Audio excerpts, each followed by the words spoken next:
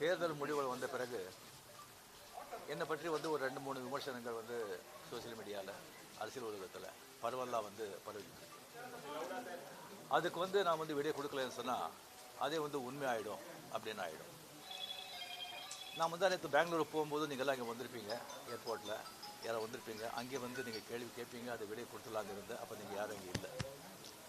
அதுக்கு அப்படியே பெங்களூர்லேருந்து திரும்பி வரும்போது கூட அங்கே மீடியா யாருமே இல்லை. அதுக்கப்புறம் 18th வந்து கேரளா வந்து ஷூட்டிங் இருந்தது சொல்லியிருந்தாங்க. அப்போ வந்து நான் விடை கொடுத்துடலாம் அப்படின்னு நினச்சேன். நீங்கள் அங்கே வரலன்னா கூட முதல்ல சொல்லிவிட்டு அங்கே வர சொல்லி வீடியோ கொடுத்துடலாம் நினச்சேன். அது ஷூட்டிங் வந்து போஸ்ட்போன் ஆகிடுச்சு.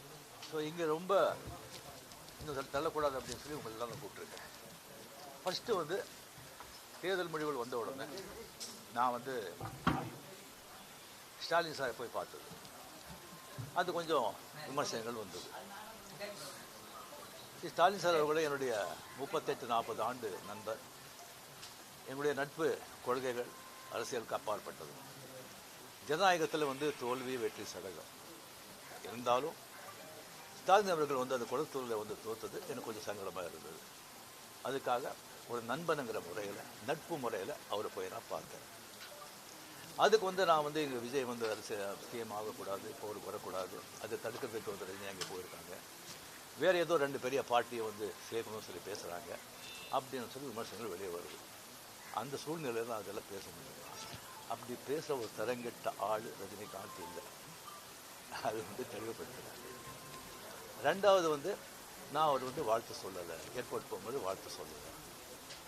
அவர் ஜெயிச்ச உடனே எக்ஸ் தளத்தில் வந்து என்னுடைய வாழ்த்துக்களை தான் வந்து அவருக்கு வந்து பதிவிட்டேன். நான் 2016 அரசியலுக்கு வர்றேன்னு சொன்ன பிறகு நான் ஏர்போர்ட்டுக்கு போகும்போது யூஸ்வலாக அங்கே இருக்கிறவங்க அந்த போர்டிங் கார்டு வாங்கிறதுக்கு இருப்பாங்க. அவங்களுக்கு கேட்குறது தான் வழக்கம், மீடியா யாராவது இருப்பாங்களா அப்படின்னு. அதே இதில் வந்து மீடியா யாராவது இருப்பாங்களான்னு கேட்டேன். பெங்களூர் போகும்போது மீடியா யாரும் இல்லைன்னு சொன்னாங்க. சரின்னு சொல்லி நான் போயிட்டு இருக்கும்போது திடீர்னு ஒருத்தர் ஒரு மீடியா ஆள் மாதிரி தெரியல எனக்கு.